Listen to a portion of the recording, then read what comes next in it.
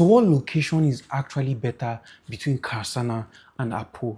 But before we get into that, I need to make sure we understand some of the intricacies of why a particular location might be better suited for you over another particular location. And so let's go with Karsana. Karsana is a location seated in the fourth phase of the Abuja's master plan. And then we have Apo, another district. And so one of the major peculiarities in Apo is the fact that Apo has been subdivided into various districts. We have the likes of Apo Duse, Apo Saraji, Apo Waru, Apo Wasa, Apo Buru, and even Kabusa.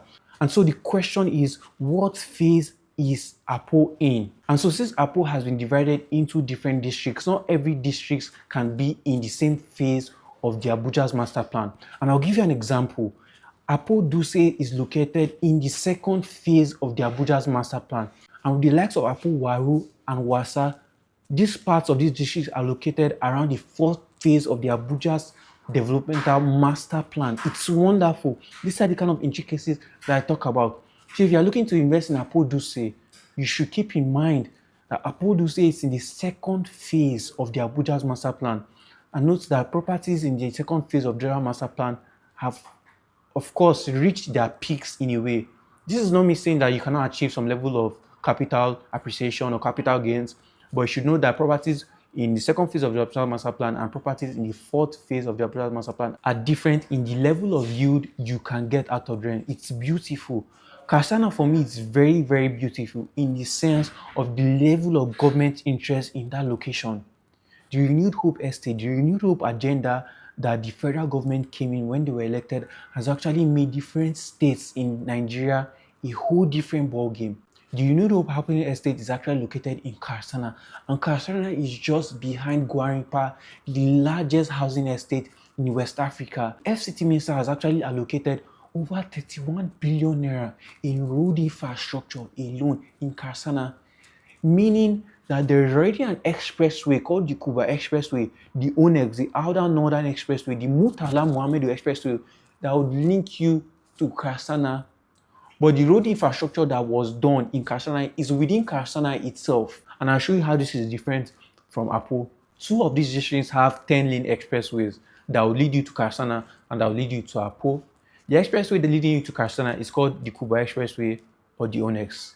The expressway in Apo is called the Apo Expressway or the OSEX. That's something you need to understand. But now, the Yeson Wike has committed 31 billion naira for the road in Karsana alone. This is not the expressway. The expressway has already been worked on. The expressway in Karsana, the Kuba Expressway, has already been tarred for a very long time. But that was not the case for Apo. That was not the case at all. The tarring of the road was done as at 2-3 weeks ago, if I'm not mistaken, and then you can see that. But districts in Apo like Apo Waru, Apo Wasa did not have internal roads done inside them, and so not all parts of Apo Waru and Apo Wasa have tarred roads. But why Karsana is different is the fact that a significant amount of money was put into road infrastructure in Karsana. It's wonderful, and this road actually links you to Life Camp, meaning it is opposite Gwarinpa and links you to Life Camp.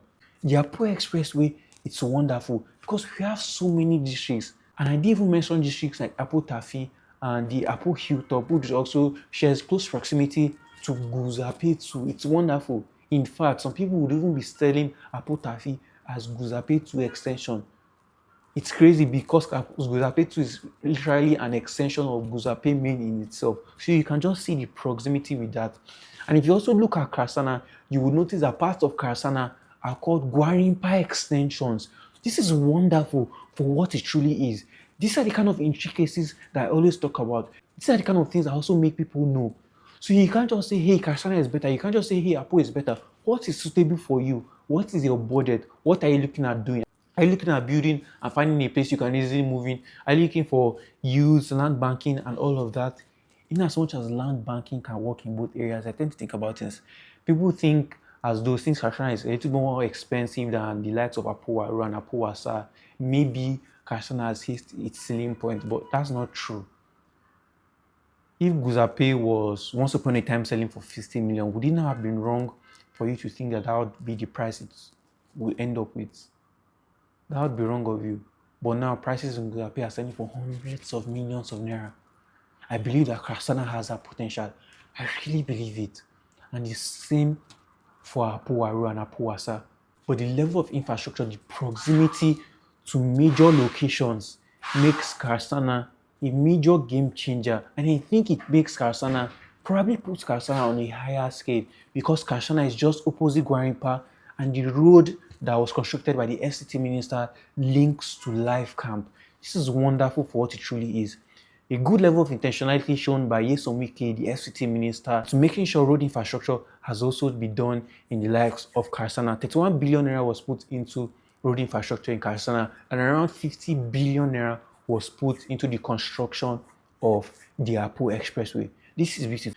These are the kind of intricacies, these are the kind of discrepancies that I always talk about that people should look at when making the right choices to the kind of locations they should actually key into.